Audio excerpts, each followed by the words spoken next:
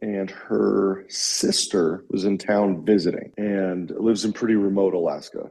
She also suffers from pretty severe seizures, grand mal seizures, and wasn't from childhood. Apparently there was an accident had like 10, 12 years ago where she had fallen, hit her head real bad, and then just sort of had developed seizures. And medically, she was just treated as a seizure patient and was on medication for seizures, but hated the medications because it made her feel absolutely separate from herself, but it kept them at bay. So she came down here to visit, was just visiting, and was in the office, heard me talking chiropractic with patients and saw me adjusting her extended family.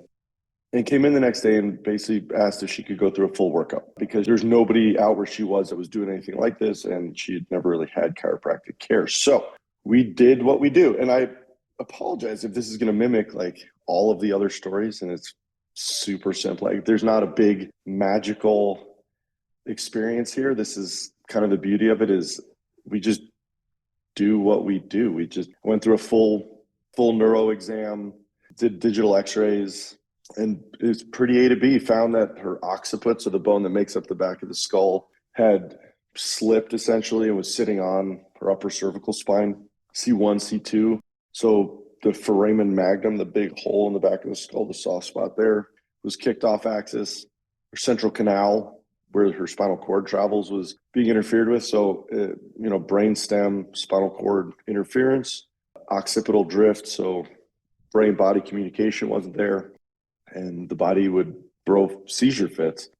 Found that fairly easily. And I don't mean to sound like overly simple, but this is what chiropractic is. You find the interferences and then correct them. So I found it, explained everything to her. We adjusted her, let's say on a Monday.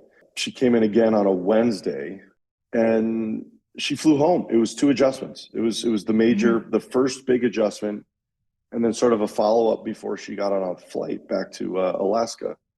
And then I didn't see her. I mean, I haven't seen her since, and I haven't heard from her. And her sister came in, and this is a couple of months ago. This was earlier in the year, in the summer. So her sister came in. I said, hey, how's your sister in Alaska? And she said, I'm amazed I haven't told you yet. She has been off her meds and has not had a seizure since coming in here.